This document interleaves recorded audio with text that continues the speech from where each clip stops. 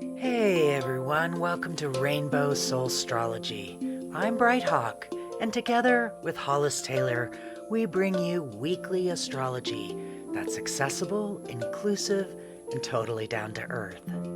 Hollis is a seasoned astrologer and psychic medium. I'm a musician, artist, and storyteller who loves making the cosmos relatable. We're both passionate teachers who love answering your questions and helping you navigate life through the stars. Each week, we start with a guided meditation to tune in to the planetary energies. Then we dive into the week's cosmic forecast, offer horoscopes for every sign, and always make time for your live questions. Whether you're brand new to astrology or you've been following the stars for years, we create a welcoming space where everyone belongs. Our different perspectives and styles come together to give you a well-rounded cosmic experience. Welcome to Rainbow Soulstrology. Let's get centered, tune in, and explore what the universe has in store for us this week.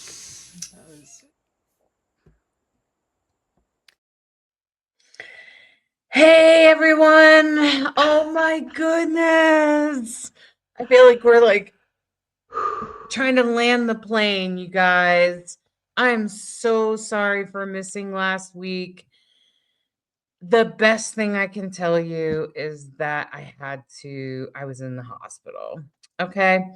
It was an unfortunate situation. My heart went into what we call an arrhythmia. It can be life threatening in some instances. It probably wasn't for me. Um, but it was the first time that ever happened to me, and they definitely wanted to check it out and try to get it under control, which we did. And here I am. And we can all be very grateful for all of the grand trines in the sky that while I had a difficult situation, I also had an easy answer. So, so I am grateful to be here. I'm grateful to be alive. And I'm grateful to be doing astrology. I want to let you guys know that if you are a viewer and a fan of Nadia Shah, I am definitely part of her I'm going to be part of her classes in it's actually the first week of February. It's like February 6th or something like that. And Nadia's school is called Synchronicity University. that's right. That's actually where I did a lot of, not all, but a lot of my learning for astrology. So if you're ever interested in getting I find that she doesn't do a lot of basic stuff. You might want to start with my basic 101 class. And then when you're done with the basics 101, she has some basic stuff, but a lot of her stuff is a little bit more advanced and rare type of stuff. And that was one of the reasons I was part of her school for many years. Bright Hawk and I both went to her school. So we support it. So I hope that you will check out Nadia Shah and catch my class. I will be doing a class in the first week of February, and it is queer astrology. I'll be showing you how to find queerness in astrology charts, how it shows up, as far as we've noticed so far, and I think it's an evolving art. So I will also be teaching that. And so that's a very exciting thing that's all happening at the same time. So this Mercury retrograde has certainly been a doozy for Bright Hawk and I. Not only was I in the hospital, but we are moving um, out of Colorado because I believe it's part of the stress that's happening on my body. And yeah, so we're actually moving across the country. Okay, so I'm just going to be straight up about that. That's what's happening. It's very intense, it's overwhelming. So if you are also going through a November, we know exactly what our astrology is happening, and it is I, I don't you can't make it up. That's all I'm gonna say again, which is what Bright Hawk always says when we point out something. Can't make this shit up. um so um so you guys. So I hope that you're navigating this Mercury retrograde okay. I'm so sorry for missing last week. I hope you understand. We're doing our best as we travel. Um, we'll try to keep things as consistent as we can, but if we're a little late, please forgive us. That's what's going on. We are traveling. We are moving house right now, and we'll probably be traveling the week of Christmas, around solstice, around the 20th, and then we'll be. Then once we get settled in, we're going to start in Pennsylvania until we can get to places like New York, until we can buy a house. But first, we got to sell our house first. Okay. So it's a very complicated, very full plate. You can understand that we're a little bit overwhelmed. So I hope that you're understanding. And please be patient while we bring this thing in for a landing, because that's where we're at. We're hoping that things get a little bit more steady as the official shadow period of this Mercury retrograde. Because in the shadow period of this Mercury retrograde, Bright Hawk, you remember? Oh my, we were already hitting it. We had pipes busting. We had crazy stuff going on. This was a Mercury retrograde for the ages. I'm just going to say it was one of those, okay, even with everything we know and understand about astrology, it just felt like the punches just kept coming. And it helped to know that, okay, so we knew this wouldn't be smooth, so plans keep changing and adapting, and we just keep changing and whew, surfs And also up, knowing hang knowing 10. there's an end game. Knowing there's an Right. end game. Uh that also feels better, knowing there's a little bit of an end A game that could plan. be really helpful. Just making things a little bit easier, making things a little bit, just anything we can do to make things easier has been really what we've been doing, even the tiniest things like recording this. And I'm gonna post it this afternoon. It's Sunday, December 7th. And I'm okay. If my heart goes into those arrhythmias, there's all kinds of treatments and things I can get. It's only life threatening because it can make my ventricular heart kind of beat in a funky way. But the good news is I have a device that will shock me if that happens. The other good news is I am so body aware that I am aware when I'm in it. So the good news about that it gets dangerous for people that are not aware. And because I'm aware and present in my body, then what ends up happening is I can call the doctor and say, "Hey, we need to do something. I've been in atrial fib for a few hours and I can't get myself out." But let me tell you how I got myself out. Just for those out there that might also be doing this. I was in the hospital, Friday, Saturday, Sunday, while Bright Hawk's juggling things at the house, trying to get us moved out of there. And so I was like, well, there's not a whole lot to do in the hospital. And I was perfectly okay. Like, I'm alert, awake, and oriented. Just my heart is beating in a kind of a weird way. And so I just started putting my feet up on the head of the bed. The first time the nurse walks in, now this is total Uranian, right? I'm just going to say I'm a total Uranian, Uranus on my ascendant. The nurse walks in and she's like, sorry, he's like, what is going on? And I was like, and I just look at him and I go, I think I didn't have anything to lose and it might help my feet not swell so bad. And it might reset my heart. And he was like, what? I don't I don't think you're hurting anything. And I was like, yeah, me neither. And then a couple hours later, I did it again. I did it a couple of days in a row. And then the next time I was doing it, the doctor and 3 residents, because it's a learning hospital, all come in. And I'm a rare entity because of the congenital, because the disease that I live with is very rare and Uranian. And so they all want to listen to my heart. They all want to talk to me. They all want to look at my chart because there's a lot to learn. And I'm laying there with my feet up in the air. And the doctor's eyes get really big, and all of them are like, So I turn over and sit up, and I'm like, well, you guys practice your medicine and I'm practicing mine. Let me just say, after that conversation with the doctors, about 2 or 3 hours later, my heart came out of the arrhythmia. It's yoga. I did a lot of yoga and meditation. So if that ever happens to you, I'm just going to suggest that yoga and meditation, you're surely not going to hurt anything. The doctors kind of that's what they just kept saying, well, you're not hurting anything.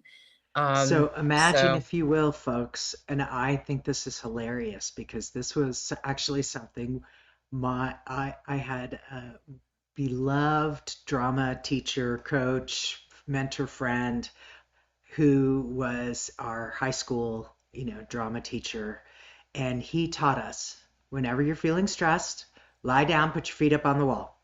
Lie down, put your feet up on the wall. yeah. And that prone position does something to reset your nervous system. So you can Mhm. imagine when all the doctors are walking in expecting to see Hollis's face and they see Hollis's feet. I just want you to get the visual. And if you're ever feeling stressed and you need to really reset, that is something you can do for yourself. Lie down, put your feet up against the wall, be in that prone position, and in that position, just start taking some deep breaths. And it doesn't take but 3 breaths, and you're going to have a different experience than when you lie down to begin with. Just so you know. Yeah, Just so you and know. when you first sit up, it's a little bit Go hard, slow. but yeah, go slow. You just sit there I just sat on the edge of the bed or just sit on the floor or whatever and wait. And then next thing you know, the doctors did not deny that that what I did, putting my feet up, could have reset my heart rhythm. And I'm not really sure. I am a medical intuitive. I do medical astrology and wellness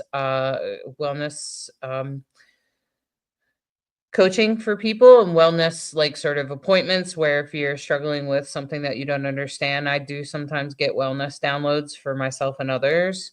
I've helped lots of people with wellness. I'm still going to refer you back to the hospital. I'm going to always stay in touch with the prescribed medicine, but usually I shock doctors. That's usually what happens.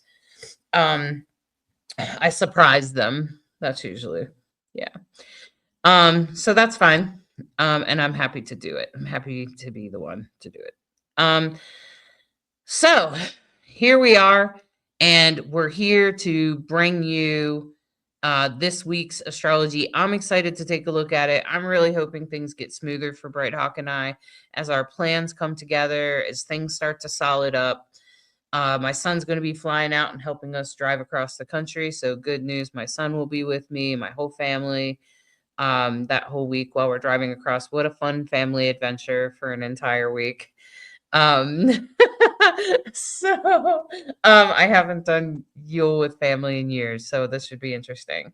And that's pretty much my family, is my son and my daughter-in-law and my grandchildren, of course, and Bright Hawk. So all of us, that's our family. And so that's an exciting thing to do, right? Okay.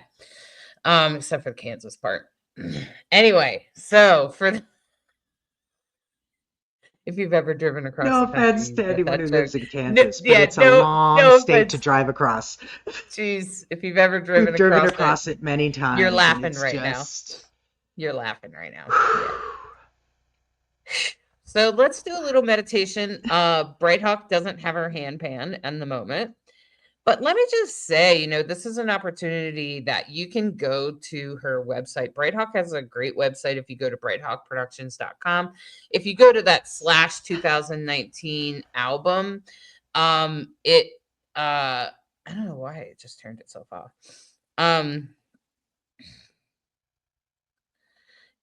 If you go there, it will you'll be able to see her music and everything else that is offered. And she has 2 different albums. And so today we thought we would play one of the songs from the Sacred Side Project and do a little meditation. So I hope you all are going to enjoy this. A little bit different, but I'm sure you guys will be happy to hear it. Okay, let's take a deep breath.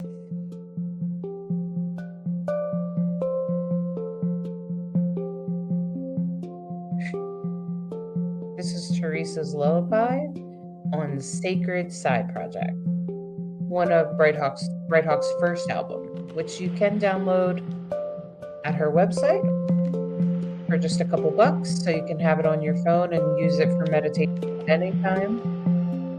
And you can also listen to it for free on YouTube. We want you to have it if you need it.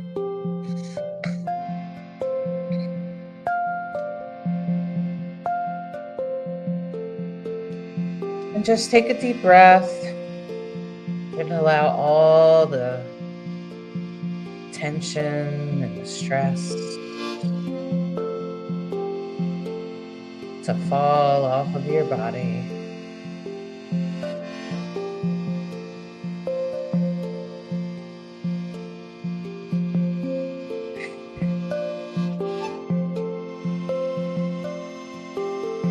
And release it into the earth as you imagine yourself lying back in the dark sky, where you seem to be floating in darkness that goes on forever.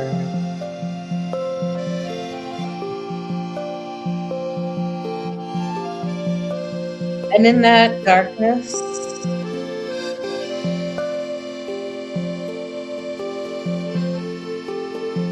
in the distance, you can see a planet, a bluish color, and it has a 3-pronged fork on it. Representative, often the god of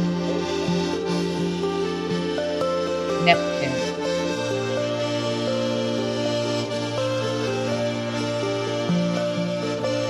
Neptune, the holder of dreams and visions, stands before you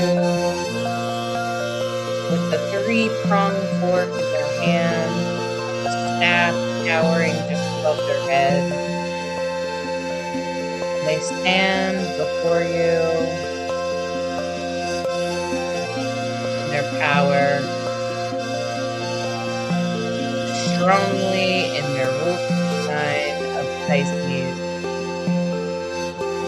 to reveal before you your visions, your dreams, opening your third eye as the planet Neptune goes direct, releasing delusions, revealing the truth, and showing you exactly which way to go next.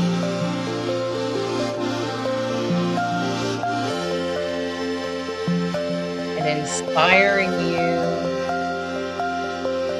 to reach your biggest dreams, inspiring your heart and your mind and your third eye to align together to manifest your life dream.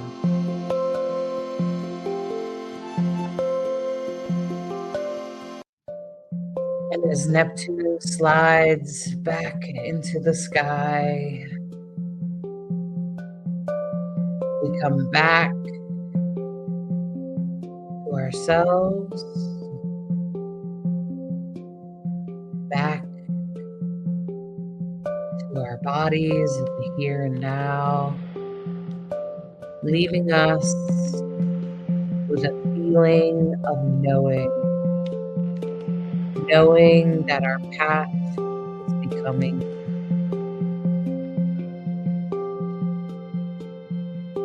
I invite you now to wiggle your toes, ears, take a deep breath.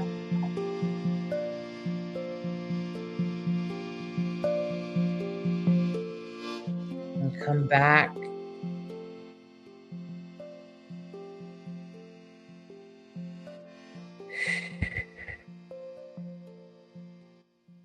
to Rainbow Soul Vodcast. Welcome back, everyone. So, if you can't guess what's happening, we are starting this week off in a grand trine. We're still in that grand trine. I mentioned how the grand trine helped me. Maybe it helped you too, and if you felt like you had a problem or a struggle or whatever, there was probably an easy solution right there. You just had to look a little bit for it. And right now we do have, I am noticing that Mercury, Uranus are coming into opposition, but that won't perfect, which is when it will be most powerful later this week. So someone will probably just say something surprising. That's what I think it's going to be. But anyway, Mercury is usually a messenger. So, I got the message that I need to be very careful about my stress management, and that needing to leave Colorado is definitely putting my body under stress. There's no doubt about it. So I can just stop questioning myself. And as we move forward, so if you got a message like that, if you got a health message, especially if you happen to be a Scorpio or Sagittarius rising, you may have gotten a health message, or Gemini rising might have, or a Taurus rising might have got a health message, because Mercury's retrograde might have happened either in your first house of vitality, like it did for me because I'm a Scorpio rising, or in your sixth house of health. Okay. And so if that happened, then you would have realized if you got some sort of message about your health, make sure you take it seriously, make sure you listen to it, and make sure you do what you can to manage it in a better way. I have witnessed Mercury give messages about health in the past, for others as well. It did it to my son. It was part of the transit, and my son, when he got the message that he was living with the same heart condition I have. So those are the kinds of things that we want to watch out for. So if you got a message in this month of November, make sure you take it seriously. That's exactly what Mercury does, is it delivers an overall message to you. And that's what it's been about. Now, what part of your life it would have been, that depends on your astrology chart. And hopefully you listen to a horoscope during the Mercury retrograde to help you figure that out. Now, with this grand trine in the sky, that means the answer to it this time will be easy, but it doesn't mean it will be easy next time it comes up. So it's just trying to say, hey, I'm warning you to take care of that so that it's not so bad later. Okay. And if you heed the warnings of the stars, things usually go a little bit better. Now, I did notice this grand trine is happening, and we're starting to form a square between Mars and Saturn. So if you have official business going on Monday, Tuesday with the system, you might just want to make sure you're staying patient with Mars and Sagittarius. It could be kind of it could be kind of frustrating and fiery with the system. With Saturn and Pisces, could feel like it's hard to hold on to the system. Could feel kind of like a strong arm trying to hold on to a sandcastle. And so what I would say is to instead try to be patient and just know that it will come together. The more patient you are, the probably easier it will become, because it is a square, so it's not impossible, but it could be a little bit of a challenge on Monday. I notice it's kind of like Monday, Tuesday here. See that square? Um, is there anything going on with the moon, Bright Hawk, at that time? Monday, Tuesday? Well, it's a Leo moon. We start the week off with a Leo moon. The moon likes to be in Leo. It's very bright and shiny, and of course, gets lots of love and attention because Leos, if you didn't know, have an attractive quality to them. Leos, we don't even realize it. I have a Leo moon, so there are things that I do quite innocently, and it's probably because mine is a 0 Leo. We've talked about the zeros and the 29s. Those tend to be very powerful, potent moments because that's like when you first enter or you're last leaving. The 29 is called an anaretic degree, by the way. If you've ever heard that term, that's what they mean. So the Leo moon is going to be in very positive aspects because it's part of the grand trine. It's trining Sun and Mars. It's in a T-square as well, actually, with Mercury. You were talking about Mercury opposite Uranus, and so that's part of what is, there could be some surprise communications, some revelations potentially, and just to be a little bit on the mindful side, because with the moon, moon is in a fire sign in Leo. There can be sensitivities there. You could say something wrong and somebody might be quite offended. So I just would tread carefully there. So T squares have an opposition, and the moon is at the top of that T square, and it's uncomfortable. And it means that you have to check in with how people are feeling, in this case, the moon, to understand how to mediate the conversation. You can't just run roughshod over somebody's emotions. It won't work. It's kind of that kind of energy. So it's not the only square. You talked about the Mars-Saturn square. Mars, that all week, that Mars-Saturn-Neptune square is going to be asking some questions about how you want things handled, and things are changing, and how does it need to change, because you have Saturn in there, and that's all about that infrastructure. And boy, do we know all about it. We are so aligned with this particular transit of making plans, adjusting, making more plans. I can't tell you what my father was an engineer, and he used to say, always have a plan A and a plan B, and C and D is not a bad idea either. We're probably doubled the alphabet at this point. We've probably gone all the way through to Z, and we're at double A again. So it's flexible is a really good idea, to be flexible, because that's the world we're in right now. And if you're not, that's when it hurts a lot more. I have a friend that used to say, this is a good one, blessed are the flexible, for they shall never be bent out of shape. Thank you, Fentuzzi. Absolutely. Absolutely. So I feel like with these squares and the grand trine, there's a lot of energy going through this week. And then the thing is that on Wednesday, Neptune stops before it goes direct. So I feel like there's going to be, Wednesday could be some surprise news. We could hear some information either publicly, like on the news, but also maybe possibly also like in our lives. We could hear some surprising information. We could hear some information that we're like, whoa, okay. So it's not necessarily, when I say surprise, sometimes people think I mean bad. Not always. It could have something to do with an investment, especially with Uranus doing its last transit in Taurus. So it's really making you take a look at your investments and making you review what you want to do. So it will have something to do with that, because Taurus rules investments and money. And Mercury is in Scorpio.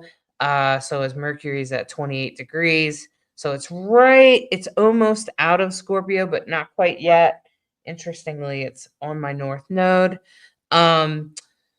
So that Uranus will really sort of pull things. It could create some stress, especially on Wednesday. But I will say that that Mercury is also in a trine to that Neptune forward, and it might kind of mess with your plans, or you know, it could kind of mess with things a little bit. So hopefully, you'll be able to manage it to the best of your ability. And then you'll figure out some solution. There is a trine there with that Mercury is trying to Neptune. So I want to tell you to tap into your third eye, tap into your spirituality, because that's going to help you resolve that stress with Mercury opposite Uranus. Okay. Those are really big things. It's kind of a big deal. And so I would also say that there is a little bit of a yod there. I'm just noticing that's pointing to Mars. So it's a little bit of But wait, faded energy. yeah, but Yeah. wait till Yeah, there's Sunday. bigger Wait yod till Sunday's energy. chart.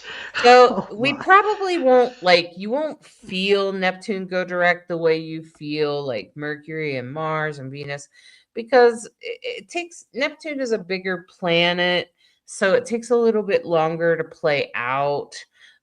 It takes a little bit longer to unfold.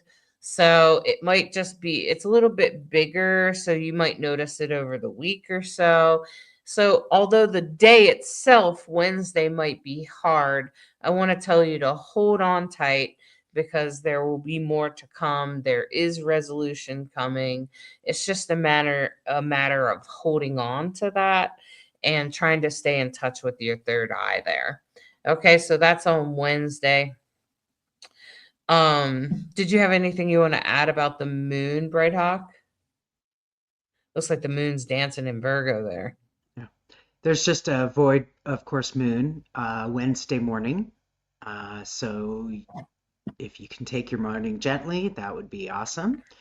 Um, and the moon moves into Virgo, which is, Virgo wants to provide solutions, take care of the family, make sure everyone in the circle, in the tribe, in the clan is taken care of. So and it could involve somebody or something from the past, because the moon is going to be conjunct the south node. So someone from the past could pop in or help out or something like that. Yeah, so that could help resolve some of it, but it is in a square. So it could be a difficult thing to manage, but I think I'm glad that it's kind of void on Wednesday. Looks like it will be in a better square on Thursday. And so why do I say better? I say because squares are solvable.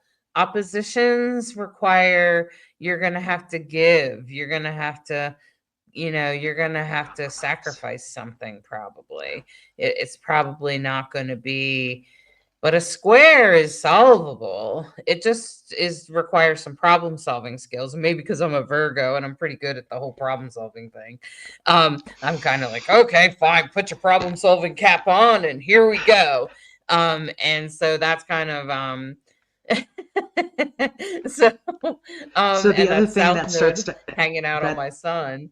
Go ahead. well, and this is for everybody. Remember, the sun, Sag Sun, um, is going to be in a T square to the nodes for several days. Yeah. Yeah, to the nodes there on Thursday. So that's another little bit of an intense experience there.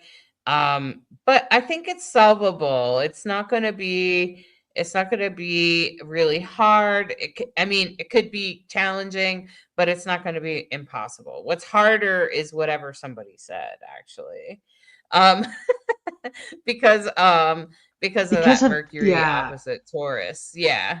well, and also because in the same energy with the Mars square Saturn Neptune, you're gonna want to take action. You're gonna want to make a move. You're gonna have to, frankly. That energy is just gonna kind of demand, okay, so what are you doing next? And then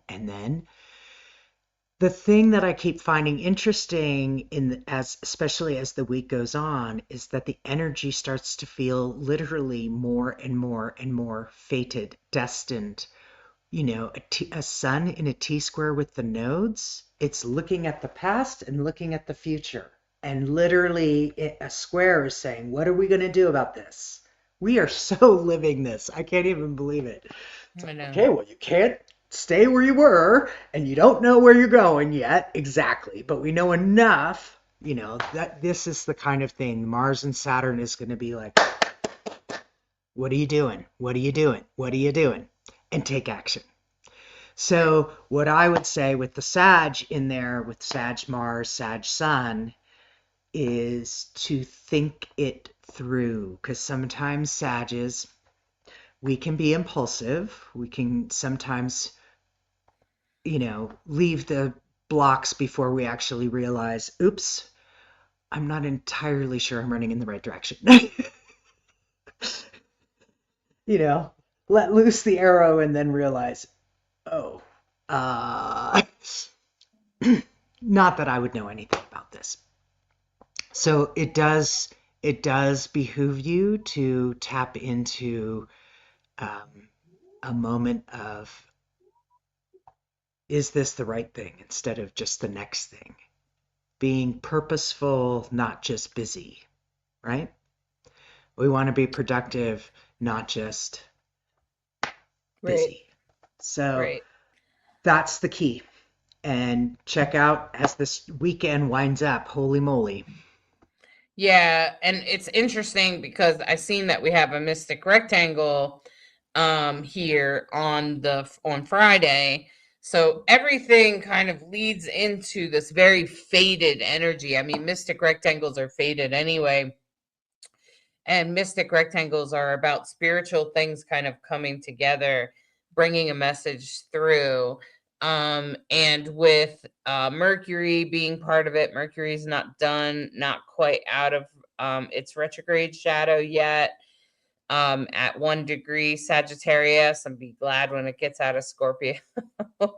um, and it will be in that mystic rectangle. It will be, conversing with the Saturn, Neptune in Pisces, Uranus and Taurus, and the moon in Libra. And I feel like that mystic rectangle is really speaking to healing and blessings, pushing us into exactly where we're supposed to be going, because Neptune is now direct, and Neptunus is showing us the path. It's sort of shining the light in a dark place where we didn't know which way to go, but now we know exactly where to go and exactly where we're going at this point.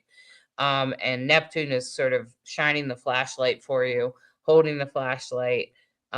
Emotionally, it may not be the easiest, but you know where you got to go. Mostly because Neptune is in opposition to the moon there. It looks like there's a void of course noon on Friday.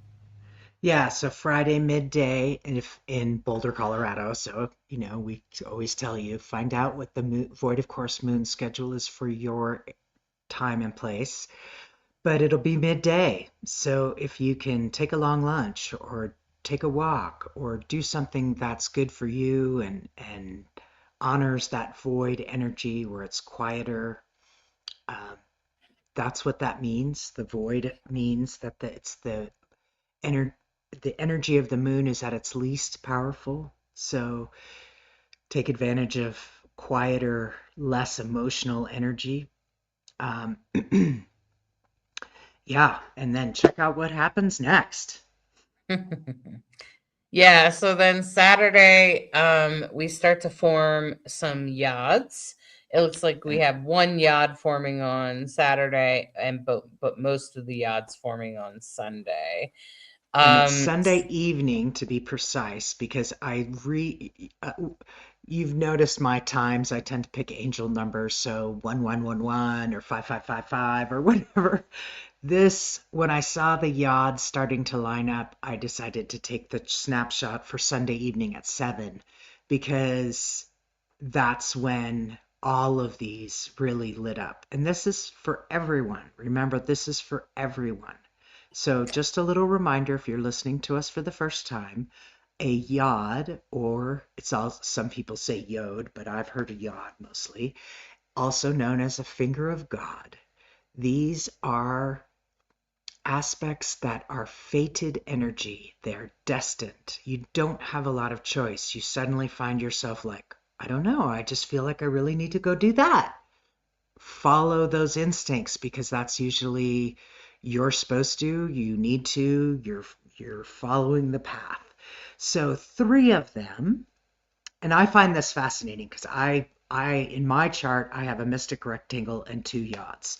So I find this few days of charts like, whoa, I recognize these. You have the sun at the apex point, and so when we talk about an inconjunct, it's also known as a quincunx, and what it means is across the circle 150 degrees, not 180, that would be an opposition, right? 150, so either side of that, right? And then what happens is that it does those 250 degrees, and then the bottom of the finger of God, or the bottom of the triangle, is a sextile. So the first one we'll talk about is the sun, because the sun is the most powerful, it's the brightest, it illuminates all of us, and really truly shines the light, right? So we have a Sagittarius sun with in conjunct Jupiter and Uranus at the bottom. Okay. which Jupiter is its ruling planet, so. Right. So the sun in Sag is answering to Jupiter, right? And then the second one has Uranus at the top, and that's easy to see in the 11th house. And then the moon and Mars at the bottom. And then the third pointed one is pointing at the moon, with Uranus and Neptune at the bottom, at the sextile. So go ahead and unpack some of that, Hollis, about what all of it means, because I just feel like I don't know what's going to happen on the world stage, but Sunday night feels like, whoa, this is, you Well, can't make this I stuff up. actually, I'm looking at the one pointing at the sun, and the strongest part of that yod is actually the Jupiter in conjunct the sun. Um, and that's really about like travel, Jupiter in Cancer, retrograde to the sun could make moving around difficult for some reason. Makes me wonder about like weather patterns. But it also could just be like expanding your mind to understand how this is all going to work. And then of course the one pointing at the moon is only going to be, it's going to be very short. So it won't last very long. So the emotionality of that will probably pass pretty quickly, including the one that's pointing to Uranus. But what I will say is that that strongest part of this transit is that's what's going to last the longest, is Jupiter in conjunct the sun, and they are a perfect 23 degrees. Um, and the part of what makes a yod is that yes, it's very faded energy, but it's also very difficult energy. It's usually a difficult, challenging thing that you must do that's faded somehow. And so I'm just going to say that we should absolutely trust whatever's happening and hope and pray that that's exactly what you want it to, that's exactly what you want to happen. This is exactly what the universe planned for you. This is exactly what the universe brought to you for whatever reason. Um, and so now with that in conjunction there, the sun in Sag is very about taking action and heading forward, but Jupiter in Cancer, it could be about the news, patriotic. It could be about problems with the government. Absolutely, because Jupiter in Cancer is about home. So it could have absolutely to do with like our government landscape right now. It could actually have to do with like our situation where we're moving. So if you're moving, because Cancer rules home, whether that's your home that you live in, the neighborhood that you're living in, or the country that you live in, all of those things are all ruled by Cancer. And with Jupiter there, the ruler of Sagittarius, which is the ruler of travel, I'm going to say that there could be some sort of challenge that comes up on December the 14th. um, and this is the sun in conjunct Jupiter and Uranus. um, sorry, the sun in conjunct Jupiter. That's the most important part. Okay. The in conjunct Uranus is there, but mostly Mars is in conjunct Uranus. So Mars is 6 degrees away from the sun and moving away. So its in conjunction probably is actually stronger on Saturday. So I'm gonna say um the weekend could be a little bit difficult. There could be a challenge that you're dealing with there. See how the Mars wanting to take action in conjunct Uranus could be creating some sort of problem that you're trying to resolve about movement, about letting go. Because Uranus rules investments. um it can rule food, money, um, and depends on where Taurus is in your chart. And Uranus, this is the end of a cycle, though. So let me just say that it is the end to a cycle. So sometimes Uranus, if you've done some work and you've made movement in the right direction, Uranus goes, oh, okay, so you made the right movement. Now, these are just the last little things I need you to take care of. And that can be very helpful. Uranus in that way. Uranus can be very helpful in that way. So I just want to say that that's another thing that you can look forward to with Uranus in conjunct like that. I think you'll have it resolved though by the time we move into the following week. So I just want to say that this week it's not incredibly challenging. Um, the it's very faded in the weekend. The biggest challenge is that Mercury opposite Uranus.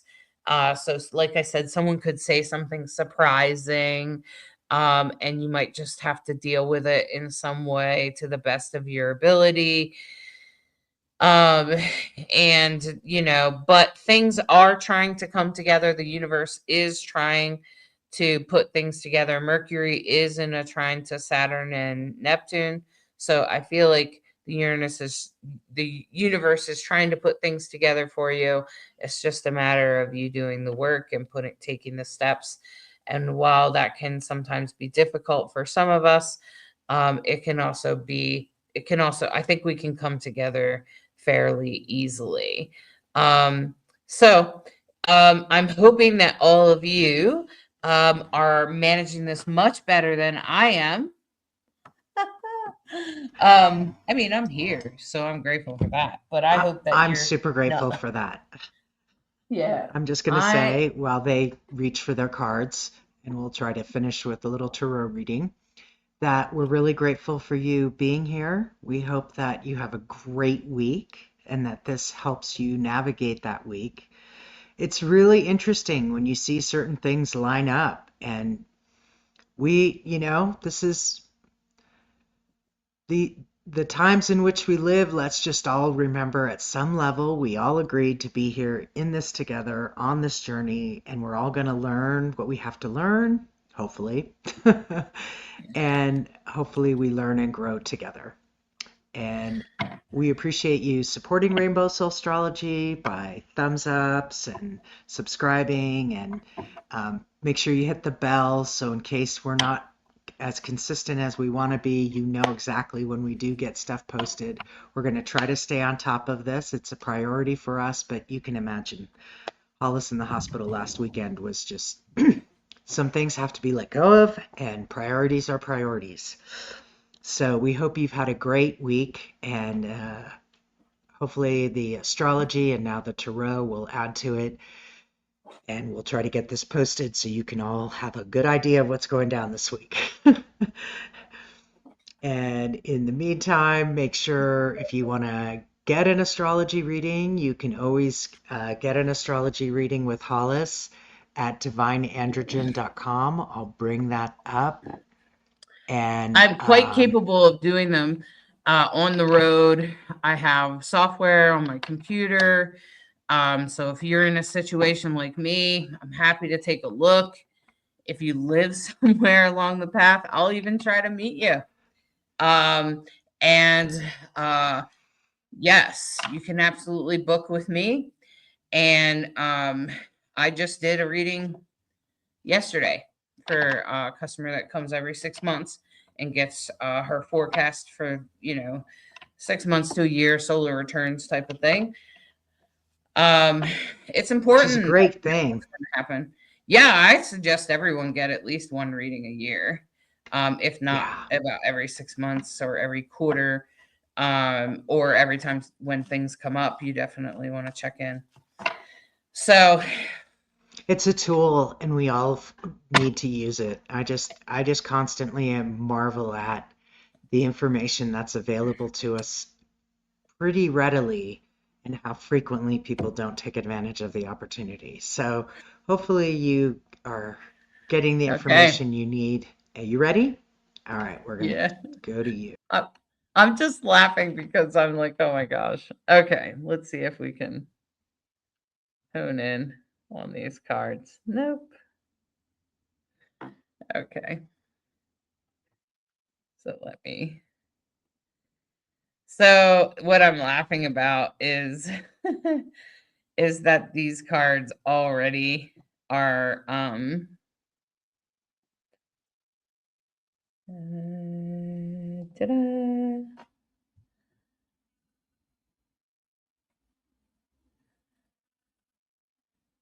there we go.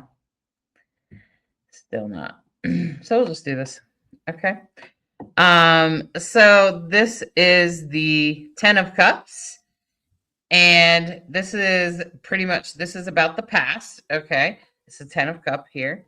And this is very much about what has already happened or what has happened. This is about your relationships. This is about love. This is about coming together, maybe your support system through this, what has happened with you. This is about recognizing something that you've created is on its way. This is also about, that's why the woman is pregnant there. You can see the person is pregnant, and that they're going to have a baby, and these two are excited about that. And that in itself is about creating youthful energy, which is this child over here. And going forward, this is about, this is about those relationships that you have right now. So this is reminding you of your support system, and reminding you that you are loved, reminding you that you are appreciated, and that any support system you might have at this time. And that this is for the here and now. This is recognizing the pain of the here and now. But this is an interesting card because, it's about heartbreak. It's about what has hurt. It's about what didn't go right. It's about what hurt you. But let me point this out about this card is, yes, it's about heartbreak, but did you notice the sun is coming up behind that heart there? And it's sort of like a rainbow on the outer edge. It's because it's creating the prism with the rain. So, this is sort of like, yeah, your heartache might hurt now, but it's going to be beautiful when the rainbow comes out. This is about, yeah, it's a thunderstorm right now, but the rainbow that comes out later is really beautiful. And let me just say, that's what this is about. This is that whatever trouble, whatever sacrifices, whatever you're going through right now, it's going to pay off later. So this is a really great card actually to get right now if you are struggling, because it really tells you that the struggles you're having are minimal and they'll pan out into something better. Now, this is hilarious because I did say Neptune was going direct, right? Which would make it clear, our vision clear and our third eye clear. And if there was a card to represent Neptune, this is it. This is the Page of Cups. And this is very much about going forward. This is about using your third eye. This is about being connected to your emotions. This is about seeing the vision forward and getting it done. This is actually a really great card to have. The Page of Cups is about managing your emotionality in a really good way and having things very much managed in a good way. That's what this is. And I got it, in the future. So this is saying that, manage your emotions going forward and you'll have a good vision of what's going. So if you don't know what you're doing next, or you're having a hard time managing about what you're going to do next, just know that your visions are going to start coming true. You're going to start being able to manifest your dreams. That's what this is about. This is about manifesting your dreams going forward, especially your emotional dreams.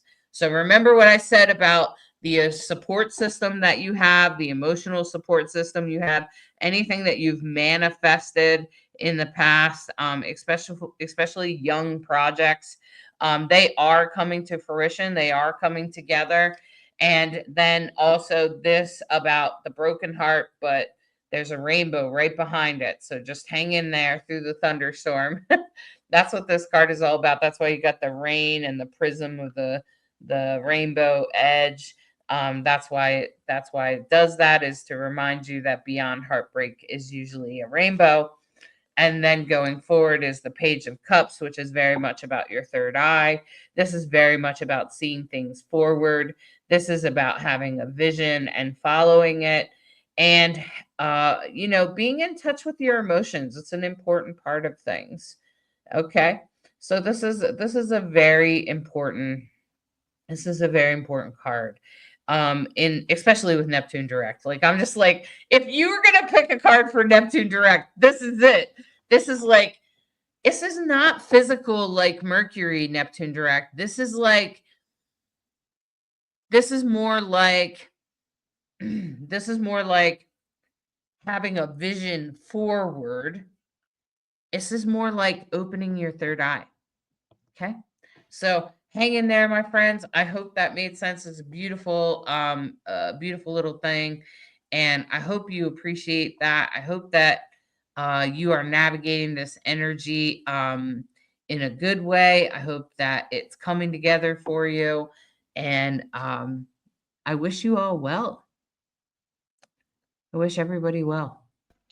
Wow, that third card is so Neptune in Pisces direct. You can't make this up. I mean, it's never ceases to amaze me how the tarot will underline, point to, underscore the themes that we've been talking about in the astrology. I don't know how that magic works. I just know it does consistently, for sure. So hopefully it really helps you. We look forward to joining you Monday night on a conversation about your chart and what it means exactly for you. Please download your chart, bring it, ask questions. We're happy to answer them. We're going to do the best we can to keep the Monday night live show going. I think we're going to try to do it a little bit later, Bright Hawk. I think we're Okay. going to try to do it at 7 p.m. Mountain Time, which is 9 p.m. Eastern Time. I think that will be a little bit more manageable for us in this time. So Yeah. we're moving our live broadcast time to Monday night at 7 p.m. So please catch us then, okay? Yeah. And have a great week. Thanks for listening to Rainbow Soulstrology, where we try to be a bridge between you and the stars. Have a great week. Bye-bye. Much love, all. Thanks so much for spending time with us this week. We hope you're feeling more connected to the cosmic energies and ready to work with them in your daily life. If you enjoyed today's show, please hit the subscribe button. It really helps us reach more people who could use some cosmic guidance.